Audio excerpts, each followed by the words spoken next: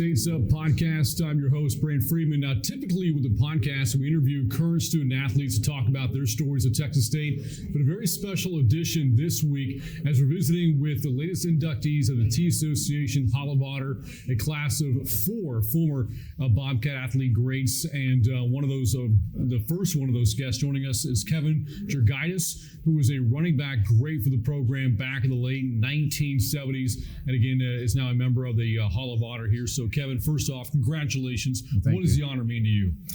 Well, being just the highest honor college gives to an athlete that's been here, it's really great. I mean, it's like being a part of this is something that a person would dream about. So it'd be really something. Yeah, we're coming to you from the T Association Hall of Honor wall. You see all the names and the plaques here, and Kevin's going to have his added to this wall here soon enough. And I look back at your Texas State, then Southwest Texas career, right. 3-time Lone Star Conference Offensive Player of the Year. You're still in the record books here at Texas State, top 10 in program history in all-purpose yards, touchdown scored, close to 4,030 respectively. As you look back and reflect on your time as a Southwest Texas Bobcat, what stood out the most? Probably breaking the record of the most yards for that was I held actually for 20 years, and it was really an outstanding night when we did it and accomplished that. And I said it was my people that I played with was the offensive line. They were really great. There were some really talented, athletes, and we all had a desire to get that one goal to break that record, and we did. And I think we still had 3 games left in that year, so I got to make a few extra yards, and it was very exciting and a memory that will be there forever.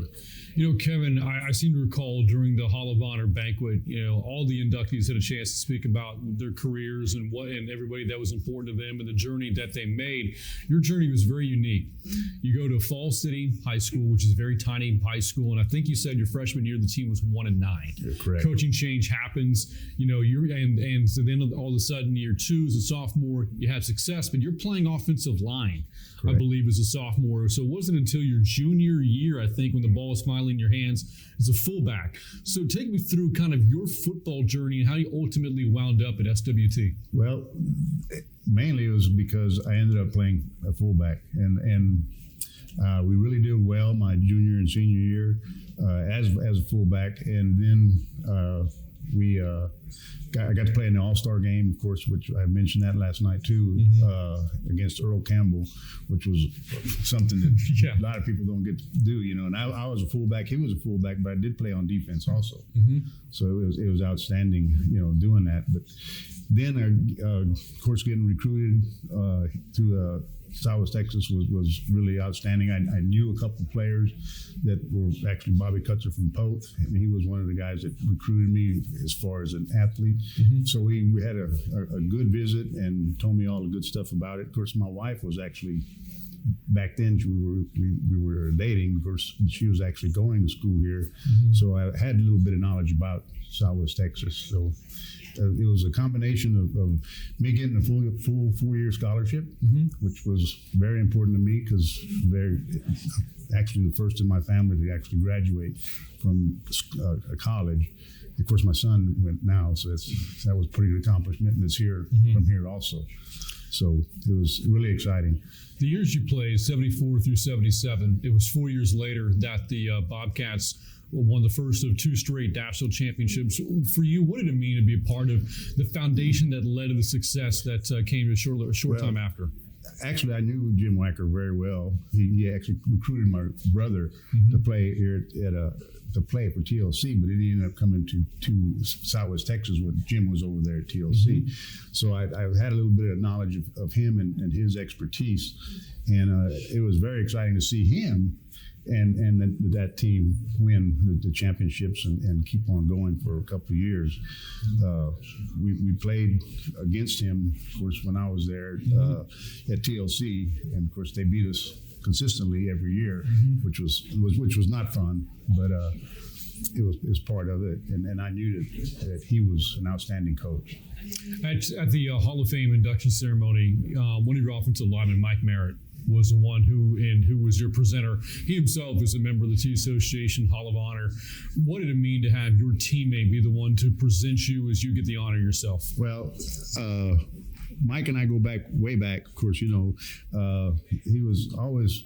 were always real close friends, and we kind of knew each other just like brothers, really, for a little bit there for 4 years, basically. And it seemed like every time we did something well, it was because of Mike Merritt being on the line of scrimmage, that he knew what was going on, and he was really a force that I guess kept me going, basically, as far as knowing everything that was going to happen on the line, because Mike and I were real close friends, and a lot of times I patted him on the back, a lot of times he patted me on the back, and a lot of times we kind of looked at each other and said, well, what happened? But we've had some successful years, and he was really an outstanding player, outstanding person. I had the chance to meet him for the first time in person myself, and it looks like he can maybe even still play. He's got some size to him. As you probably noticed when I walked up to him when he was presenting me, and he was, I could probably come up to here on him. You had to lower the microphone a little bit more to get to your level after he first spoke. Yeah. So as a proud alum, as you look at the success of the football program right now and how far along things have come since those days in the late 70s to moving up to Division I in the mid 80s to moving up to FBS around 2012, and now this program in position to go to a bowl for the first time ever, how proud are you? Oh, outstanding. It's just amazing that we got the coaching staff now, got some players, the recruits now that came in are outstanding. I know still some hard times where we didn't win probably some of the games that we really, really needed to, but for them to go to the bowl, hey, that's maybe something to start, something that's going to happen more often from here on out. And it's a good deal. So as we said, you went to Fall City High School, and then after your playing days, you come back to give back to your community. Educate me a little bit. One, where is Fall City? And two, what is it that you got into once your playing days were over?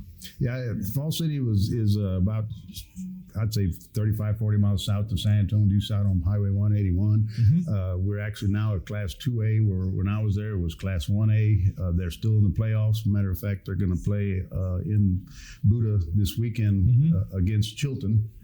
And I think we got the third, fourth round already in the playoffs. So Fall City's come a long way too. Kind of like Texas State. It's really a pretty nice little town.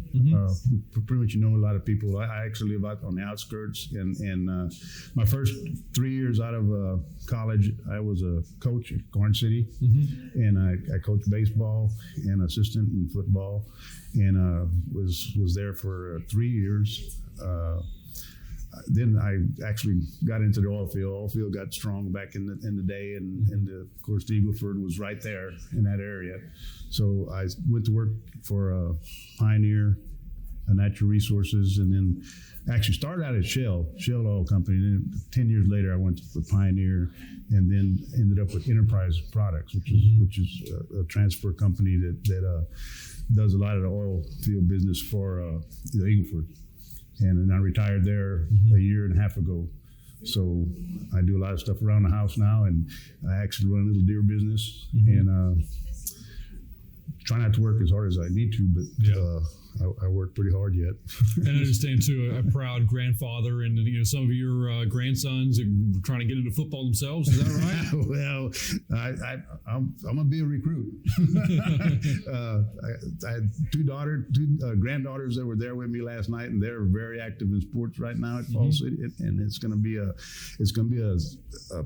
about another 15 years before the others go all the way through, and it'll be exciting to watch them and like I said last night, hopefully they'll love Texas State like I did. Yeah, absolutely. Well, Kevin, thank you so much. Congratulations again on becoming a member of the proud Hall of Honor, and thanks for everything that you've given to Texas State. Well, thank you very much. That again, one of the latest inductees into the T Association Hall of Honor, Kevin Jurgajtis, joining us as we talk about this year's 2023 class. For Kevin, I'm Brian Freeman. More to come in our coverage of this year's Hall of Honor class at Texas State.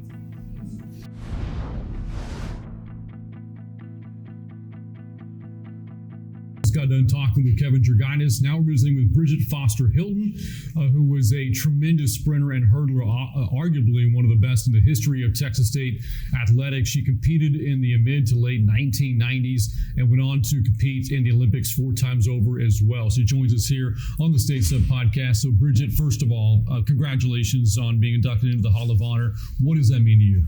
It means a lot to me. I'm just immensely grateful. I'm grateful that you guys consider me among such greats. We saw them all last night, and looking on the wall, and I'm like, I'm in good company. Yeah, so it's an absolute honor, and I'm very grateful for this. So again, I kind of look back to the highlights of your career: an All-American, 6 Southland Conference individual titles. As you look back at your time at then Southwest Texas competing in track and field, what were some of the best memories that you had? Listen, I would need 2 hours to talk about all the good memories that I had here. I was speaking to Brady not long ago, and I said, listen, the support system for the student athletes is what stood out for me more than anything else, because I would not have excelled academically or on the track without the support system that they provided. I said to her, I started out in mass comm, and some days I wonder if I should have just persevered a little bit more, but the workload was so much. But then I ended up doing speech comm, and the support, even when we're on the road and we get back and we're behind in presenting projects and that kind of stuff, the way the student support would just rally behind us and push us and call us, is your work done? Do you need help? That kind of thing. I think that's what stood out for me more than anything else.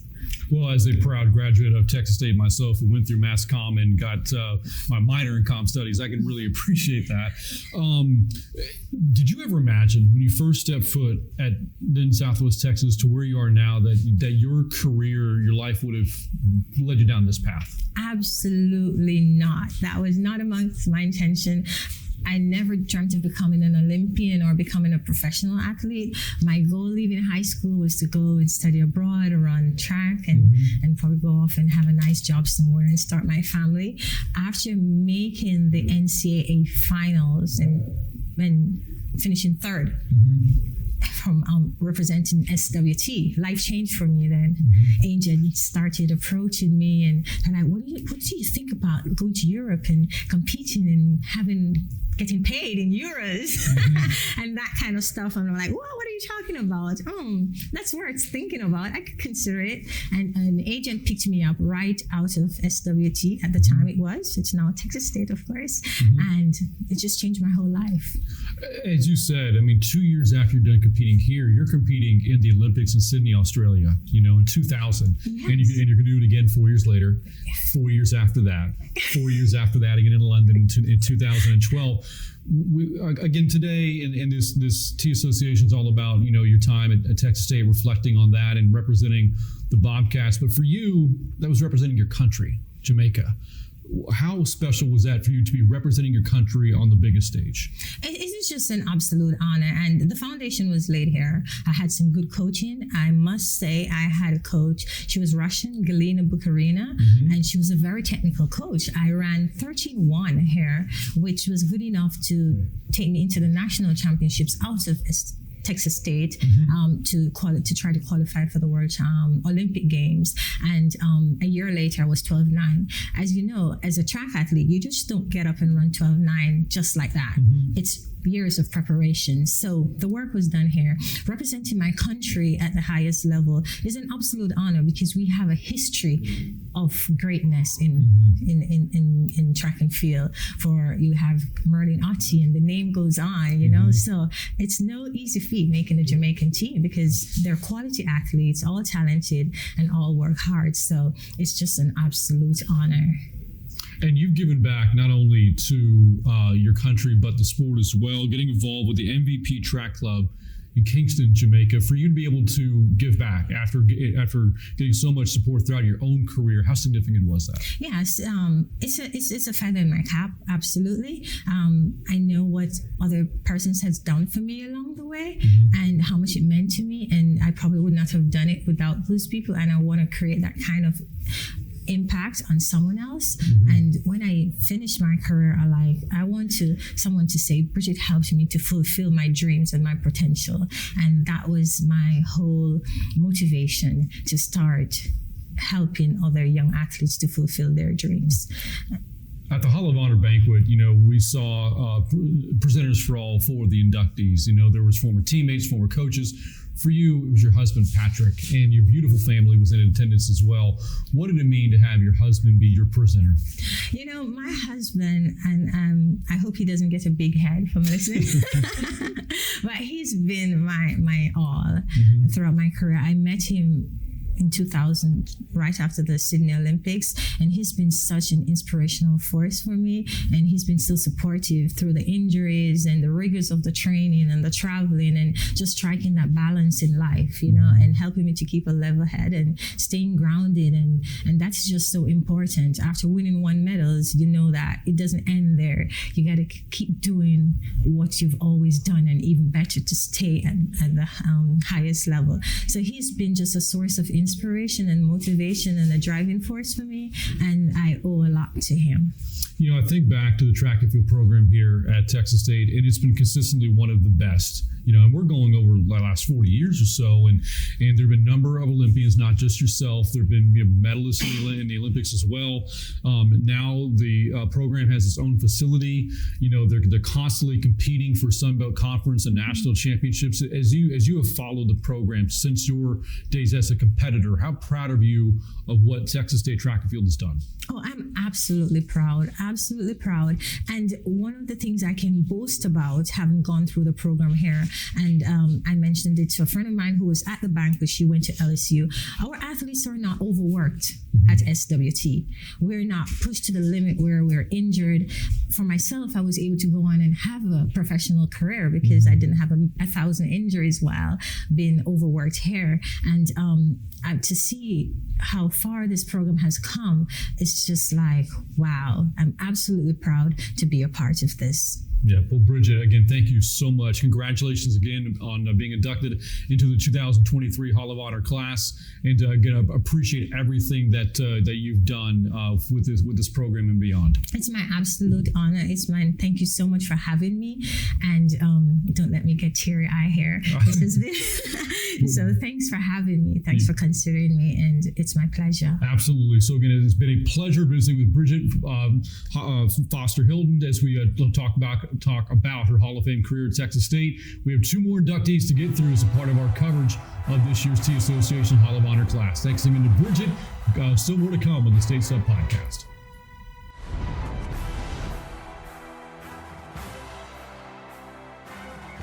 And continuing our coverage of the 2023 T Association Hall of Honor class in the State Sub Podcast, we just got done visiting with Brigitte Foster-Hylton for her, Kevin Jurgajtis, and now we had the honor of being joined by Drew Fucci, who won a national championship as a Southwest Texas Bobcat in the decathlon back in 1990. And Drew, again, you're one of the latest inductees into the Hall of Honor. First of all, congratulations. Thank you for having me.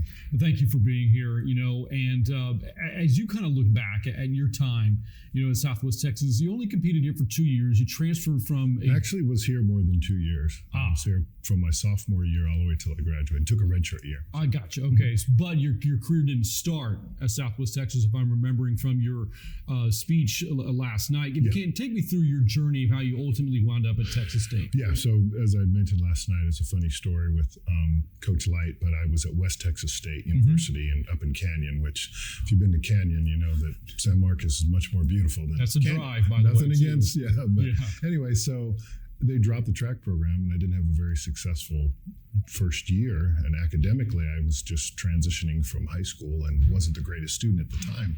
So looking for a school, I used a ticket from an athlete that signed with another university and made my way to Coach Light. And fortunately for me, Rocky knew me from high school, and I had high jumped and long jumped well, and he was a jump specialist. So he asked if I was interested in the decathlon, which I had no idea exactly what it entailed, but was a fast learner. And I had mentioned I had such a great supporting cast of coaches and athletes that really helped to motivate me, but also it show me these events in rather quick fashion. I picked up some of the events and wound up excelling in a number of events. So it really motivated me through the staff and as well the athletes to get me to that level.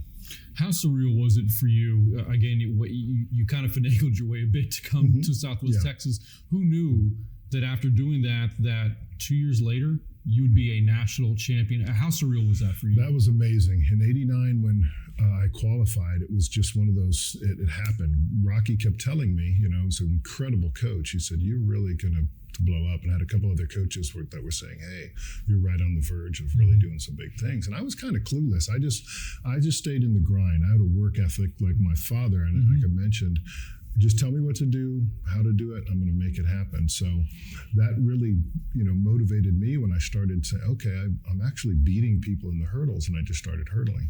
And then the vaulters and the throwers, I started vaulting really well. And next thing you know, I go to the conference and I win. I was like, wow, I won. And I qualified for what? NCs. And then got to NCs and no one knew who I was, like Rocky had mentioned. And so for me, there was no pressure. And so my parents were there, and it was just, I'm winning the first day. So it just kind of, so much of my life, I'm blessed to just be in the right place at the right time. And that's, that following year, Rocky leaves. So I'm like, okay, facing adversity once again.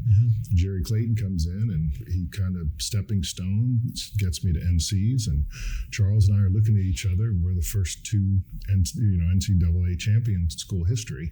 He beat me by a couple hours, but it was amazing. And Gordon did well, and we just, next thing you know, we're competing internationally, and I'm watching Charles compete at the games, and I'm working hard to get there, and was right in the bubble for quite a while. Yeah, I thought one of the great moments of the banquet the other night was when you mentioned that Charles Austin won his national championship, only a little bit before yours, that he has a street named after him. And if you just started years sooner, we'd be talking about Drew Fucci driving instead. Yes, hint, but anyway, no. So for those who don't know, just how physically taxing is it to be a decathlete? So to give you the brief background, decathlon, most people don't know, it's 10 events. You do 5 events each day. So you run the 100, long jump, shot put, high jump, 400 meters first day. And then normally, depending on the size of the competition, it could be anywhere from 8 to 12 hours a day. And then day 2, you come back, you run the 110 hurdles, the discus, the pole vault, the javelin, and the 1500. So, physically, we know what the events entail, but they don't always understand the psychological part of it. And you'll have athletes all the time, if I'd have did the decathlon, I would have been great. But there's such a mental aspect to it. You could be a fast 100-meter guy and you run 11 flat and you're hoping for 1060. So it's like I equate it to a round of golf. If we've all kind of can relate to golf at some point, and you could have a great drive, a great chip shot, and then miss a putt. Next you know, you got a bogey or double bogey. So I kind of look at it that way. It's just like, look, you got to have a short memory in the decathlon. And then the second, the most important factor is staying healthy, because I don't care how great an athlete you are. If you don't show up healthy, it's going to be hard to compete on that level. You had success at all kinds of levels. Of course, won conference championships, the national championship, won the Texas relays. But for you as well, to compete and succeed on the international stage, while you were a student athlete at Southwest Texas, the U.S. versus Canada versus Japan international meet, how special was that?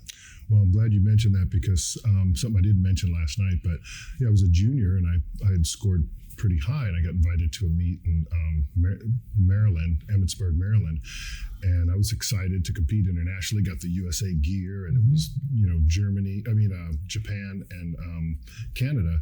And on our team, there was an Olympian from '88, Gary Kinder. So he had just come from Seoul. And so I'm like, okay, this guy's great. I'm going to learn a lot from him. So same thing. I'm lining up. I beat him in the 100. I beat him in the long jump. He beats me in the shot put. I beat him in the high jump. I'm like, wow, I'm beating an Olympian. So we come to day 2, and I blow him away in the hurdles. He's a really good discus thrower. So I was just learning the pole vault here at Texas State, and I had some really good practices before I left. I'd never been over like 16 feet at the time. I clear 16.6. So, and the Olympian, no heights in the pole vault, so he's done. So right then I realized I'm beating an Olympian. So that was a great motivator for me. And then I throw the javelin personal best, and I line up for the 1500, and I'm on pace to score 8,200 points, which would be, at the time, it would have been the second highest score in the U.S. for all, not just collegiate.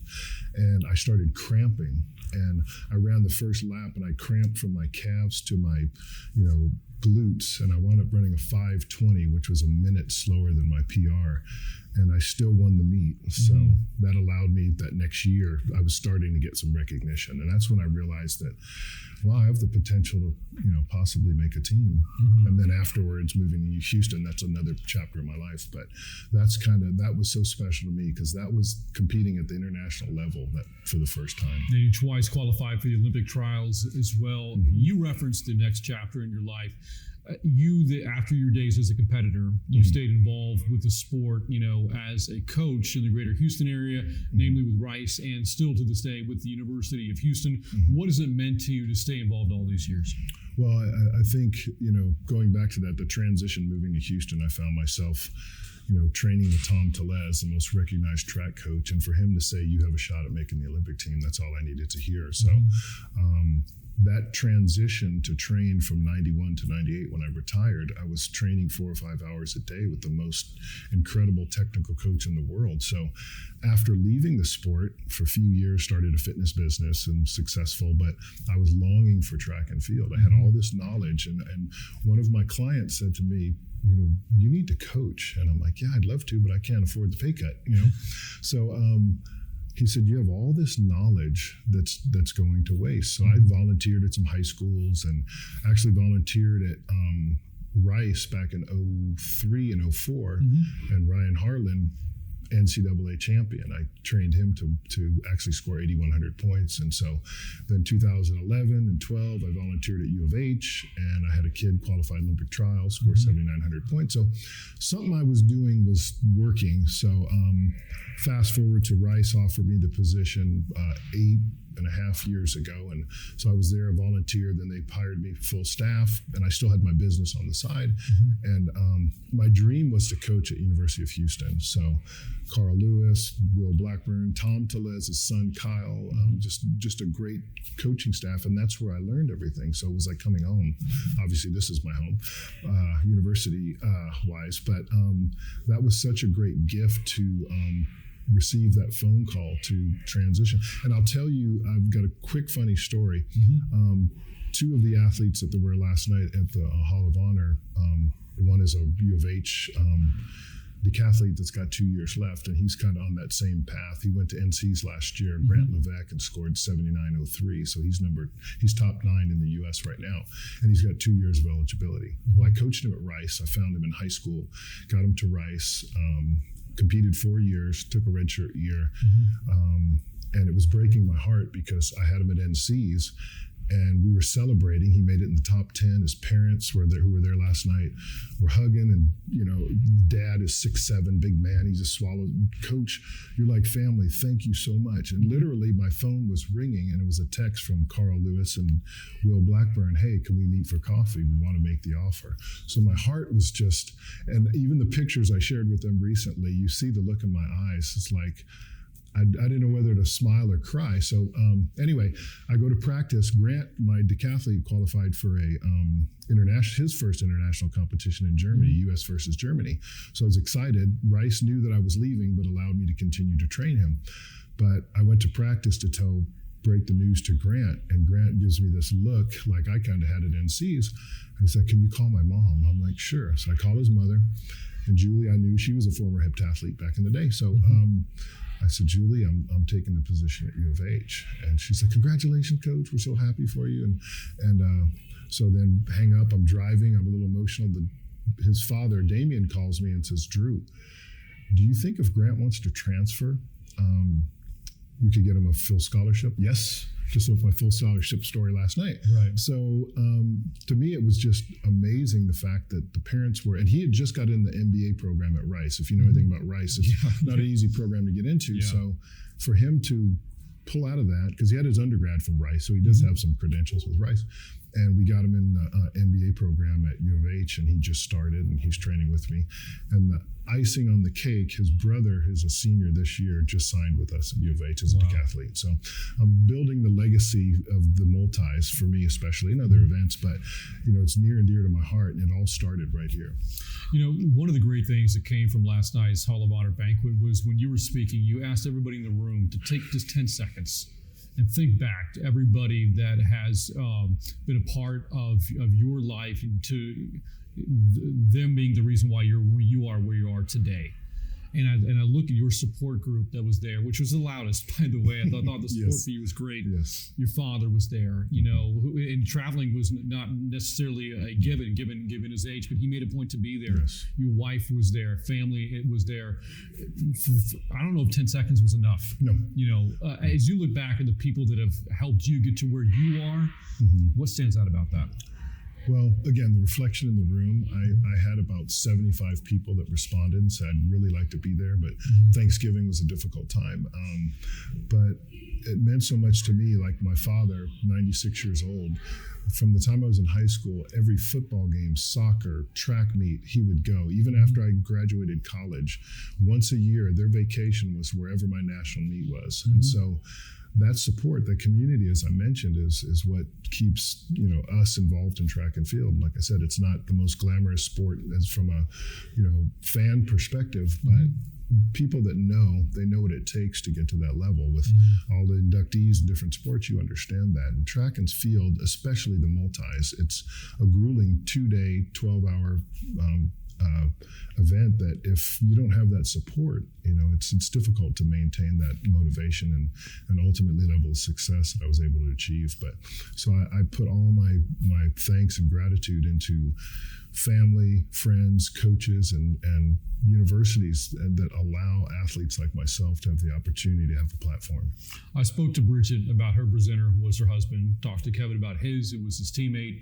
For you, again, it was your head coach. Why was that significant for you, for your coach to present you into the Hall of Honor? Well, Rocky, he believed in me, and he saw something in me that I didn't see in myself. So to have a coach that could look at me and say, okay, I really think this kid has what it takes. And so in football, I was a pretty successful football player in high school, but I didn't love football because it's 11 guys, anything can happen. And when I was in high school, I was getting recruited, and I got a knee injury. I had 250 yards receiving, great first game, Arizona State, U of A, all these recruiters were there to watch me. Had a knee injury. They didn't even stay till the end of the game. So back then, as a senior, 17 years old, I realized, if that's how they're going to treat me now, what if I get to that level and the same thing happens? So track and field, I had a coach in high school that did what Rocky did. He believed in me and said, you're going to be a state champion in the long jump, when I didn't even want to do it. And then Rocky came along, and it was a whole different level. He was a coach, a mentor, a friend. He was so many things to us as athletes. And he the last thing I'll say, at the NCs in '89, I have a picture that I sent to him recently, and I'm getting my plaque for NCAA, first team All-American. He's boo-hoo crying with my mother.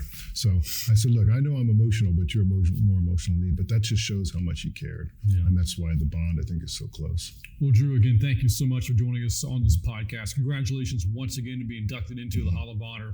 A great honor for any former Southwest Texas or Texas State athlete. So again, thank you so much. Thank you. Appreciate it. All right. Do want to, by the way, give a nod to Tyler Sibley, also part of this year's Hall of Honor class, was a 3-time Southland Conference champion for what was one of the greatest eras of Texas State baseball, and has still been a major part of the success of Bobcat baseball. As we all know, the Bobcat Ballpark renovation project, spearheaded by his $1 million gift. So congratulations to Tyler Sibley as well, being inducted into the Hall of Honor class. So for Tyler, for Drew, for Brigitte, and for Kevin, again, congratulations on their induction. This has been the States Up Podcast. I'm Brent Freeman, as always, reminding you to keep your states up, and we'll see you next time.